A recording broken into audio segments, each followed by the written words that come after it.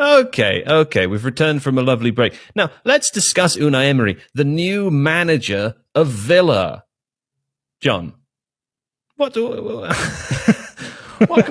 I? Who is this man who was here before? Yeah, it's interesting with Unai Emery because he has a really good coaching record when he manages teams in Spain. Has a really good record coaching teams who are sort of, I suppose, mid-table. Gets a lot out of them. He has a reputation for getting Europa League finals and titles there as well. But he has had these stints abroad. So he had a time at Spartak Moscow in Russia, went really badly after he'd been at Valencia and done well there. Goes back to Sevilla, does really well there with them in terms of the Europa League as well. That gives him the job at Paris Saint-Germain, which I guess in fairness, no one really excels at that job because of the vagaries of being the Paris Saint-Germain manager. Goes to Arsenal and interestingly, doesn't do too badly, I don't think. He was only, I think, a point off Champions League spots in that season. They finished fifth, and then after that, Arteta comes in and has two eighth place finishes. So, relatively speaking, had he been given more time, might have gone differently. But obviously, lost the fan base, and so that became unworkable. Goes back to Villarreal, has really impressed there as well, and so he's leaving Spain again to come to another country. So, I think for me, the big question is, how well will he do in this stint in the Premier League, and whether or not maybe Villa are a club that is maybe fitting the profile of the sides that he does better at, maybe than some of the other sides. Well, you heard John say it, JJ. The big question is, what's he going to do at Villa? And your big answer, please. Well, there's not an awful lot he can do straight away because he's got no time to coach them, basically, because there's a game every, I don't know, you'll have 3 training days a week where you can actually work with them. And you put your best players on the pitch. And the best players, I think they had probably their best team on the pitch against Newcastle and got done 4-0. So there'll be lots of things to tweak. But Villa have a very medium team just now. They spent money, but you have to spend big money just to get small gains now. 100 million might get you 1 or 2 extra places up the table, and then you have to have things go your way. You can't sign a centre-back who you're building your backline around, get injured for most of the season straight away. That's just really unfortunate. Danny Ings is still a good goal scorer. Ollie Watkins is a decent player. Buendia, a decent player. Coutinho hasn't really been able to play the way we saw him at Liverpool for a long time. That's not the same guy anymore. Leon Bailey, decent player. The midfield's okay as well. Douglas Luiz, wanted by Arsenal, he's a decent player. But then you see errors by Tyrone Mings have let them concede goals recently, which aren't great. And he wasn't meant to be playing really this season. It was meant to be, I've forgotten the guy's name. Diego Carlos, thank you very much for that one.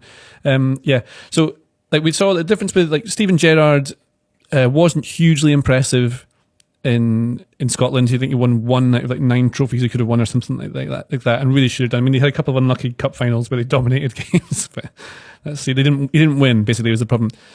And Michael Beale was the architect there. We talked about this before. So when he lost Beale, he lost a lot of the things he wanted to be able to do. Tried to replace him, whatever. Gary McAllister's always been an assistant manager, but they played in a way that was making it very dull to watch. Villa have players who can play in a better way, but it's hard to play in an expansive attacking way if you don't have players that are better than everyone else's, and you're not full of confidence. So I think we'll see Emery come in and do his team. Sometimes they look really boring to watch, especially in Europe. They're quite dull sometimes, but they're very pragmatic and get the job done. And I don't think any manager wants to play boring football. Everyone wants to play attacking, expansive football. It's the way of every club in the world ever, of all time. Every club has a way, and it's always attacking, expansive football. Now, Emery wants to win games. He knows how to win in knockout tournaments as well. I wonder whether the reason he does so well in Spain, as opposed to when he goes to places abroad, is communication, because that seemed to be one of the big problem when he was at Arsenal.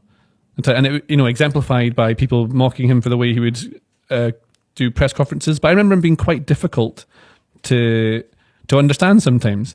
Now, obviously, I don't speak Spanish. This guy speaks English and I think other languages. That's not his first language. So well done to that. But then if you can't communicate your ideas completely across to a group of players, that's very complicated. And I think you see, people were talking about Diego Simeone at Atletico would maybe come to England at one point and do that.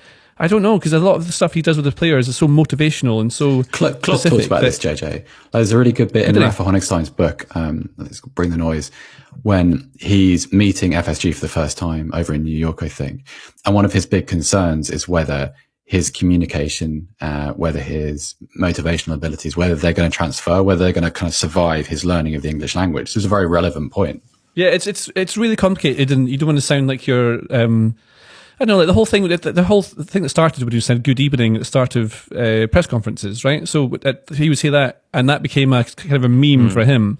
But it was quite funny him saying that, because no one really says hello, like, or good evening, and thanks for having me at a press, not even a press conference, what do they call them? Post-match interviews, stuff like that. Or pre-match, that sort of thing. There's a good Stilberto Twitter thread, Tim Stillman, good Twitter thread on this, if you want to read more about it. I think you make a very good point, JJ, that here's someone who speaks an additional language to their mother tongue, and you barely even speak English, do you? So it's like, that's your main one. And you can't even pronounce words and I don't even do that well. Like, I don't understand. I can't even talk good. There you go. A nice bit of regionalism for the podcast there. Just to clarify, I don't think that. I think JJ's English is excellent, and I've been speaking it a lot recently. I love the Scottish accent as well. I do like it. I didn't mean any of the things I just said. If you like this video, please consider subscribing to the channel. The Athletic is home to some of the world's best sports journalists, including David Ornstein, Daniel Taylor, Ollie Kay, Amy Lawrence and Rafa Honigstein. There are journalists dedicated to each Premier League team, so every fan gets the coverage they deserve, not just the big clubs. And you can try it for free now for 30 days. See the link in the description.